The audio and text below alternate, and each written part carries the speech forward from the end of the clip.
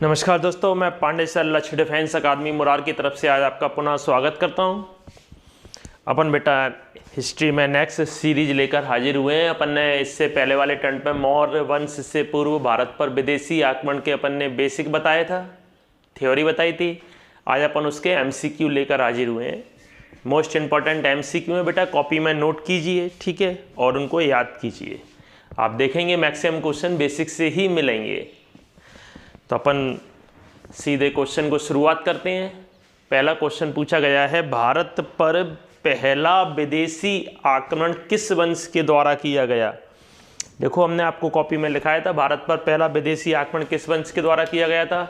हकमनी वंश के द्वारा किया गया था। किस वंश के द्वारा किया गया था? हकमनी वंश के द्वारा। सिकंदर के गुरु का नाम क्या था? देखो लिखा हुआ है, सिकंदर के गुरु का नाम क्या था, आपको लिखवाया था। सिकंदर के गुरु का नाम क्या था? अरस्तु। सिकंदर के गुरु अरस्तु थे। अरस्तु के गुरु का नाम क्या था? अरस्तु के गुरु का नाम था प्लेटो। अरस्तु के गुरु कौन थे? प्लेटो थे। और प्लेटो के गुरु का नाम क्या था? प्लेटो के गुरु का नाम था सुकरात। तीनों ही मोस्ट इंपॉर्टेंट क्वेश्चन हैं। सिकंदर के गुरु अरस्तु, अरस्तु के गुरु प्लेटो, और प्लेटो के गुरु सुकरात, यानी सुकरात के शिष्य प्लेटो और प्लेटो के शिष्य कौन? अरस्तु। और अरस्तु के शिष्य कौन? सिकंदर। सिकंदर कितने महीने भारत में रहा था? तो आपको लिखवाया था मैंने, सिकंदर कितने महीने भारत में रहा था बेटा? 19 महीने सिकंदर भारत में रहा था। मालूम होना चाहिए आपको।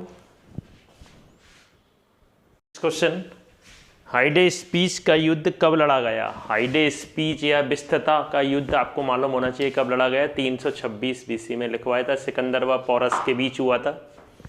सिकंदर के हमले के समय उत्तर भारत पर किस राजवंश का शासन था?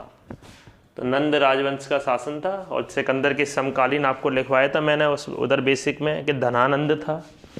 पोरस का राज्य कौन कौन सी नदियों के मध्य फैला था? तो पोरस का राज्य झेलम से चिनाब नदी के मध्य फैला था। सिकंदर की मृत्यु कहाँ हुई थी? सिकंदर की मृत्यु बेबीलोन या ईरान में हुई थी। प्रेजेंट में बेबीलोन कहाँ है? ईरान में है।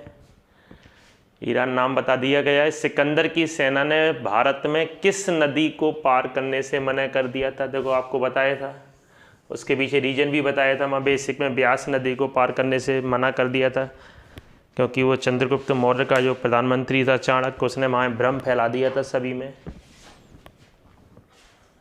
बेटा तक्षशिला के किस शासक ने सिकंदर की अधीनता स्वीकार की थी? तो आपको बताया था मैंने, सिकंदर की अधीनता किसने स्वीकार करी थी? आम्बिक ने। हाइडे स्पीच या विस्तृता का युद्ध किन के बीच हुआ था? बहुत कॉमन क्वेश्चन है, सभी को मालूम होना चाहिए। सिकंदर व पोरस के बीच हुआ था। सिकंदर का थल सेनापति कौन था? सेल्यूकस निकेटर था। सेल्यूकस निकेटर को किसने हराया था? ये भी आपको बताया है मैंने। सिकंदर का जल सेनापति निरयाकस था। निरयाकस। सिकंदर कहाँ का शासक था? सिकंदर यूनान का शासक था। सभी क्वेश्चंस आपको बेसिक से मिलेंगे, देखेंगे आप। देखेंगे बेटा अपन, सिकंदर का जन्म कहाँ हुआ था? लिखवाया था आपको, मकदूनिया या मैसिडोनिया में हुआ था सिकंदर का जन्म। सिकंदर का मूल नाम क्या था? सिकंदर का मूल नाम अलेक्जेंडर था। सिकंदर के घोड़े का नाम क्या था? बुसेफेल्स था। ये सब क्वेश्चंस आपको बेसिक में मिलेंगे। सिकंदर के घोड़े का नाम, सिकंदर का मूल नाम, सिकंदर का जन्म कब, गांधार शैली का विकास किसके शासन काल में हुआ था? गांधार शैली कौन सी शासन, कहाँ की शासन शैली थी? यूनानी कला की थी। भारत पर प्रथम सफल आक्रमण किसके द्वारा किया गया था? सफल आक्रमण, भारत पर प्रथम सफल आक्रमण किसके द्वारा किया गया था? दारा प्रथम या डेरियस प्रथम के द्वारा किया गया था बेटा, ठीक है। तो ये अपन ने भारत पर प्रथम विदेशी आक्रमण के आज अपन ने एमसीक्यू बताए, 20 एमसीक्यू, जो कि आप कॉपी में नोट कीजिए, ठीक है। ये सारे एमसीक्यू आपको याद होना चाहिए।